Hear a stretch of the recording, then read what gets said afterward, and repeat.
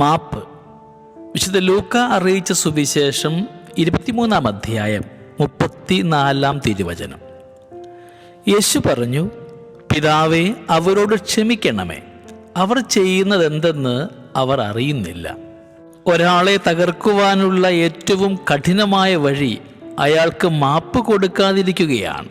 കനൽ എന്ന പുസ്തകം വായിച്ചപ്പോൾ അതാണ് അനുഭവപ്പെട്ടത്. എല്ലാ നുകങ്ങളും എടുത്തു മാറ്റുകയാണ് തനിക്ക് അഭികാമ്യമായ ഉപവാസമെന്ന് വേദപുസ്തകം പറയുന്നു. ഓരോ മാപ്പ് കൊടുക്കലിനും ഉറ്റവരുടെ കഴുത്തിന് മീതെയുള്ള ചില അദൃശ്യമായ നുകങ്ങൾ എടുത്തു മാറ്റുക എന്ന ധർമ്മമാണ് നിങ്ങൾ അനുഷ്ഠിക്കുന്നത്. മാപ്പ് കൊടുത്തവരൊക്കെ ഓർമ്മിപ്പിക്കുന്നത് ദൈവത്തെയുമാണ്. യാക്കോബ് ഏസാവിൻ്റെ മിഴികളിലേക്ക് ഉറ്റുനോക്കി മന്ത്രിച്ചതുപോലെ, ദൈവത്തിൻ്റെ മുഖം കണ്ടാലെന്നതുപോലെയാണ് ഞാൻ അങ്ങയുടെ മുഖം കണ്ടത്. അത്രയ്ക്ക് ദയോടുകൂടിയാണ് അങ്ങ് എന്നെ സ്വീകരിച്ചതെന്ന് ഉൽപ്പത്തിയുടെ പുസ്തകം 33 അധ്യായത്തിൻ്റെ 10 തിരുവചനത്തിൽ നാം വായിക്കുന്നുണ്ട്. കൊടിയ അവിശ്വസ്തതയ്ക്ക് ശേഷം അത് തൻ്റെ കൂട്ടുകാരിയോട് പറയാൻ ധൈര്യപ്പെട്ട ഒരാൾ നിലത്ത് വീണ പൂപാത്രം പോലെ അവൾ ചിതറുമെന്നും തനിക്കെതിരായി എന്നേക്കുമായി വാതിലുകൾ കൊട്ടിയടയ്ക്കുമെന്നും ഓർത്ത് തണുത്തു നിൽക്കുമ്പോൾ അയാളെ ചേർത്ത് പിടിച്ച്, നിങ്ങൾക്ക് ഞാൻ മാപ്പ് നൽകിയില്ലെങ്കിൽ മറ്റാരാണ് തരിക എന്ന് കാതിൽ മന്ത്രിക്കുമ്പോൾ ആ ചെറിയ പെൺകുട്ടിക്ക് ദൈവത്തിൻ്റെ മുഖമുണ്ടാകുന്നു. മാപ്പിനെ ഒരു സംസ്കാരമാക്കുകയാണ് പ്രധാനം. 70 പ്രാവശ്യം ക്ഷമിക്കുക എന്ന ഗുരുവിൻ്റെ ആഹ്വാനത്തിൽ അത് മുഴങ്ങുന്നുമുണ്ട്. ആവർത്തനം കൊണ്ട് ആഴപ്പെടേണ്ട ഒന്നാണ് സംസ്കാരം. നിരന്തരം ഉഴുത് ഹൃദയവയലിൽ രൂപപ്പെടേണ്ട ചില ചാലുകൾ. അത് നിങ്ങളുടെ മുൻഗണനയെ തെറ്റിച്ച് ടിക്കറ്റ് എടുക്കുന്ന ഒരു ചെറുപ്പക്കാരൻ്റെ ധാഷ്ട്യത്തിന് മാപ്പ് കൊടുക്കുന്നത് തൊട്ട് ചങ്ങാതിയുടെ അവിശ്വസ്തതയ്ക്ക് പൊറുതി നീട്ടുന്നത് വരെ ആവാം. എന്തിനോടും എപ്പോഴും സൂക്ഷിക്കേണ്ട മനോഭാവമാണെന്ന് സാരം. 10,000 താലന്തിൻ്റെ ഇളവ് കിട്ടിയ ഒരാളുടെ കഥ ഈശോ പറയുന്നുണ്ട്. അയാളാവട്ടെ തന്നോട് ഏതാനും ചെറുനാണയങ്ങൾ കടപ്പെട്ടിരുന്ന ഒരാളോട് കഠിനഹൃദയനുമാകുന്നു. എന്തൊരു കയ്പിക്കുന്ന കഥയാണിത്. ഉപാധികളില്ലാതെ മാപ്പ് ലഭിച്ചവർ എന്തുമാത്രം ചെറിയ കാര്യങ്ങളുടെ മീതെയാണ് നിരന്തരം ശഠിച്ചുകൊണ്ടിരിക്കുന്നത്.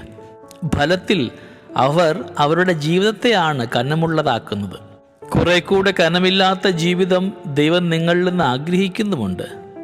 സൂഫി പാരമ്പര്യങ്ങളിലെ പക്ഷിമാനസം എന്ന സങ്കല്പം പോലെ, ഒരു ചാറ്റൽ മഴയ്ക്ക് ശേഷം ഒരു കുരുവിക്കുഞ്ഞ് തൂവലിൽ വീഴുന്ന വെള്ളത്തുള്ളികൾ കൊക്കുകൊണ്ട് തട്ടിക്കളയുന്നത് പോലെ ഒരാളെ ഉയരങ്ങളിലേക്ക് പറക്കുവാൻ തടസ്സപ്പെടുത്തുന്ന മുഴുവൻ ഭാരങ്ങളും ഒന്ന് കുതറിക്കളയേണ്ടതുണ്ട്. മാപ്പ് അനുഭവിക്കുകയും മാപ്പ് കൊടുക്കുകയുമാണ് സരളമായ വഴി. മാപ്പ് അനുഭവിക്കുവാനുമാകണം. ജീവിതത്തിലെ കയ്പത്തരങ്ങളുടെ പേരിൽ ഇങ്ങനെ തലകുനിച്ച് ശിഷ്ടകാലം ജീവിക്കേണ്ട ആളല്ല നിങ്ങൾ. അവൻ ചൂണ്ടിക്കാട്ടുന്ന വിടുതലിൻ്റെ ചക്രവാളത്തിലേക്ക് മിഴി ഉയർത്തി നോക്കുക. മാപ്പർഹിക്കാത്ത ഒരു അപരാധവും ഒരാളും ചെയ്തിട്ടില്ല. ദൈവം മാപ്പ് കൊടുത്തിട്ടും നിങ്ങളുടെ അധർമ്മങ്ങൾക്ക് കരുവായവർ, നെറ്റിയിൽ മുത്തം തന്നിട്ടും സ്വയം പൊറുക്കാതെ നിൽക്കുന്നവർ. മാപ്പിൻ്റെ മഷിത്തൊണ്ട് കൊണ്ട് നിങ്ങളുടെ ചിന്നിയ സ്ലേറ്റിൽ ഈ ജീവിതകാലം മുഴുവനും നിങ്ങൾ എഴുതാൻ ശ്രമിച്ചതൊക്കെ ആരോ കരുണയോടെ തുടച്ചു തരുന്നുമുണ്ട്. ഇനി എന്തുകൊണ്ട് മാപ്പ്? അവർ ചെയ്യുന്നത് അവർ അറിയാത്തത് കൊണ്ട്. അജ്ഞത ഏത് ദേശത്തും ഏത് കാലത്തും മാപ്പർഹിക്കുന്നുണ്ട്. പഠിച്ചവർ, മുതിർന്നവർ, ബുദ്ധിയുള്ളവർ, ഇവരൊക്കെ അറിവില്ലാത്തവരെന്ന് എന്തിനാണ് വിശേഷിപ്പിക്കുന്നത്? പുറത്തെ അറിവുകളും അകത്തെ ഒരു നുള്ളി വെളിച്ചവും തമ്മിൽ കാര്യമായി ബന്ധമില്ലാത്തത് കൊണ്ട് തന്നെയാണ്. പൂക്കളെ മെതിച്ച് തോട്ടത്തിന് കുറുകെ കടന്ന് ഒരാളെ പിടിച്ച് പാതയോരത്തേക്കിട്ട് ആ ബുദ്ധകഥയിലെ മനുഷ്യനെ പോലെ ഞാനും ഇന്ന് ഉറക്ക നിലവിളിക്കുകയാണ്.